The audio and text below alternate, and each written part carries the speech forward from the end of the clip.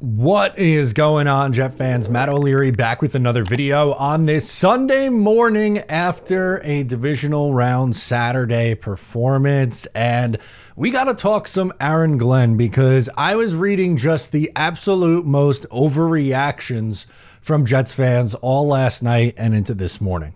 So the Detroit Lions were upset in divisional weekend. The Washington Commanders went into their building as a wild card and knocked out the #1 seed, eliminating the Lions last night, which was, again, a really big surprise. And they struggled defensively, and the coach that the Jets have arguably been linked to the most, Aaron Glenn, his unit did not play very well in this game.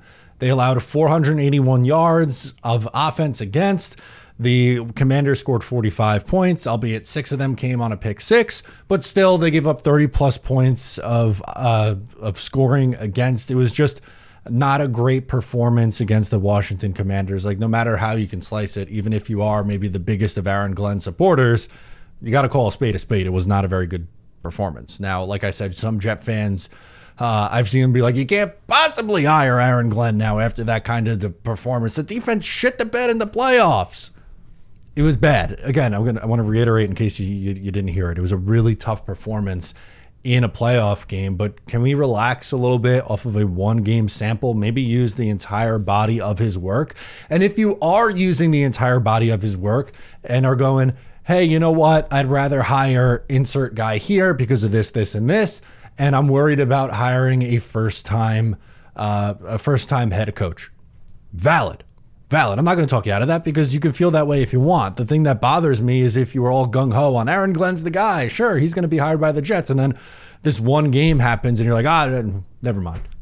Don't be so fickle. Like, can we, again, relax a little bit maybe? There's some context involved. Like, for instance, the Lions defense was missing and for most of the year have missed most of their defense. 13 contributors I counted on the defensive side of the ball did not suit up in this game, including their best player, Aiden Hutchinson, on that defense.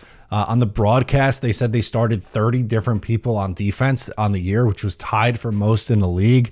And they still, during the regular season, for as bad of a unit, quote unquote, as bad of a unit as they've been after all the injuries, they still allowed the 7th fewest points in the NFL on the season. Now, again, doesn't discredit the poor performance, but again, like, use a little bit more context and let's not just be like, oh, off this one performance, they can't possibly do it. And for another great example, now this guy was a head coach before, but Dan Quinn's last game as a defensive coordinator by the Dallas Cowboys before he was hired by the Washington Commanders in the playoffs was horrible.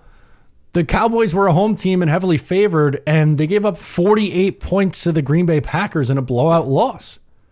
And it seemed to work out okay for them. You know why? They hit on the quarterback, and they're in the NFC Championship game. The Jets need a leader. They're not looking for a defensive coordinator. They need a leader. Again, like we just talked about the last coach the Jets had. It was too much, he only cares about the defense. He's essentially a defensive coordinator. Well, you're hoping if you're hiring Aaron Glenn that you're hiring him because of his leading ability. It's not like the Lions offense really helped the cause. I know they put up a bunch of points, but they had 5 turnovers in the game. 5, including a pick six. Jared Goff was horrible. He had 3 interceptions and a fumbled loss. You don't think that played a factor in the defense too, playing the way in which they did? And like I said with Robert Saleh, everyone praised him for how great his defense was in San Fran, and he was good. And I do view him more so as a great defensive mind than Aaron Glenn. But they went 25th, 28th, 8th, and 17th in points allowed in San Francisco. Aaron Glenn's unit was 7th.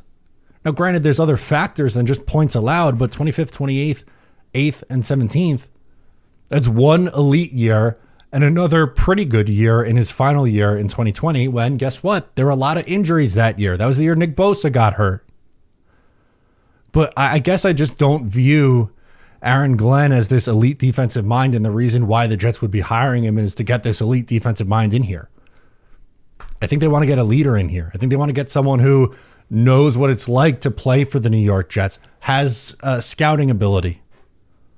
I think that's the difference here. If you are looking at hiring Aaron Glenn to get this elite defensive play caller, then I think you're looking at it all wrong. And again, it's totally okay if you want the Jets to go a different direction. I'd be okay if the Jets hired Brian Flores. I'd be okay if they hired Joe Brady.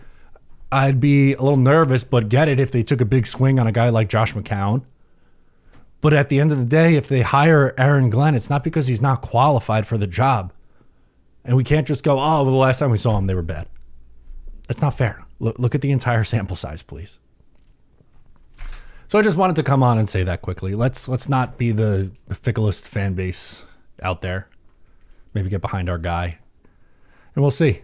He's available to interview in person on Monday. I would anticipate the Jets do that. According to Rich Cimini, the Jets should be narrowing their list early this week and hopefully making a decision sooner rather than later. Let me know your thoughts. I'm Matt O'Leary, and I'll catch you next time.